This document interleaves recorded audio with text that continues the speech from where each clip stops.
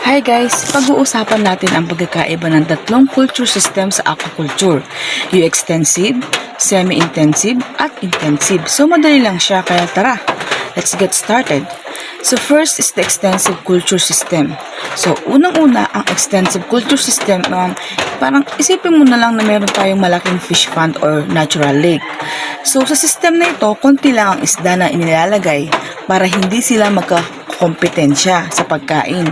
And then, ang fish dito, kumakain lang ng mga natural na pagkain na nandun lang sa tubig tulad ng mga plankton at mga maliliit na insekto.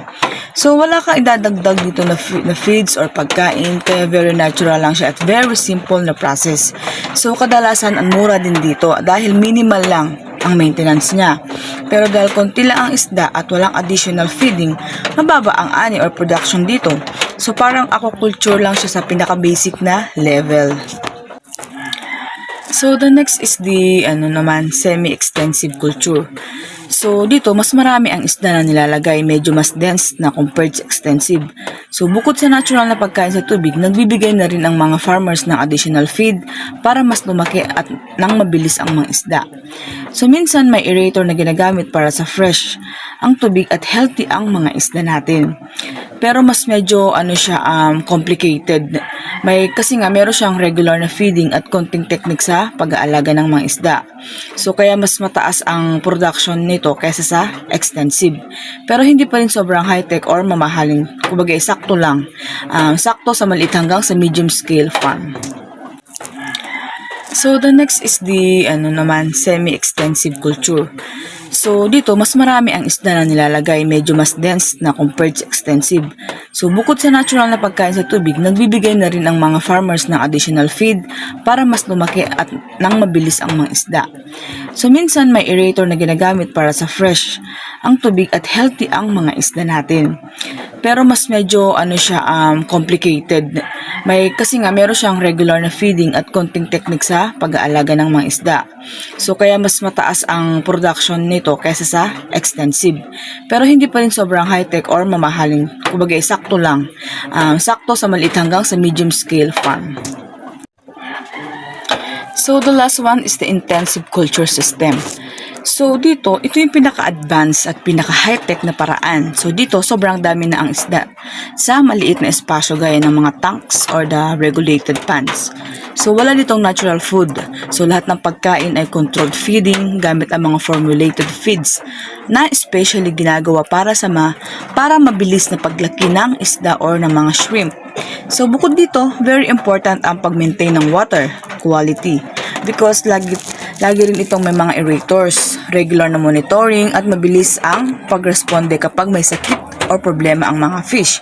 So yun nga lang, mas mahal ito at nangangailangan talaga siya ng mga expertise at investment. So pag-uusapan naman natin ang common example ng polyculture system sa aquaculture. So, polyculture means more than one species ang sabay na inalagaan sa iisang water system para mas efficient ang paggamit ng resources. So, una, syempre, pag sinabi natin fish crop, polyculture, so let's imagine na lang na nagtanim ka ng palay tapos may isda ka na rin doon sa rice field. So, ang fish dito, tulad ng carp or tilapia, sila ang tumutulong para kontrolin ang mga peste sa palayan. Tapos ang mga waste nila parang mga natural fertilizer para sa palay. So double benefit, mas magpo-produce mo ang sabay ang fish at crops, di ba? So next is meron naman tayong tinatawag na fish-fish polyculture. So dito, dalawang iba't ibang species ng isda ang pinapalago sa isang pond. Pero hindi sila nagkakalaban when it comes on food dahil iba nga ang mga henro nila pagdating sa pagkain. Halimbawa si catfish. May catfish tayo sa ilalim na kumakain ng mga lumulutang na dumi or pagkain. And then meron din tayong tilapia sa ibabaw na kumakain ng mga algae at iba pang pagkain sa ibabaw ng tubig. So mas efficient siya. So the last example is fish-shrimp polyculture. So gaya ng iba, sabay na inaalagaan dito ang mga shrimp at isda.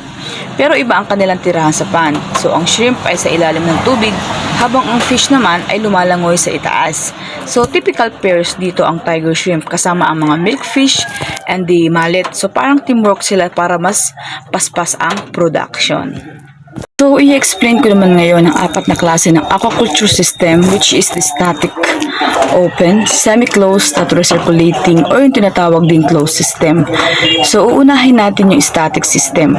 So, dito yung tubig halos hindi pinapalitan. Parang simpleng palaisdaan lang nagamit kung anong tubig ang nandoon. Mas mura siya at madaling i-manage. Pero ang downside, madali siyang madumihan at pwedeng magkasakit ang ating mga isda kung hindi inaalagaan. So next naman is yung open system. So ito naman yung tuloy-tuloy ang pasok at labas ng tubig galing sa ilog, lawa or dagat. So mas okay siya kasi fresh lagi yung water at maraming oxygen. Pero mahirap siyang kontrolin yung kalidad ng tubig. Pwedeng pumasok kahit anong sakit or dumi na galing sa labas nga lang.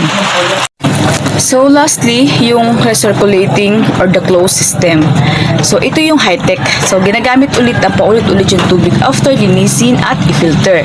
So konti lang ang bagong tubig na nilalagay kaya tipid sa tubig at almost total control tayo sa environment ng mga alaga nating isda.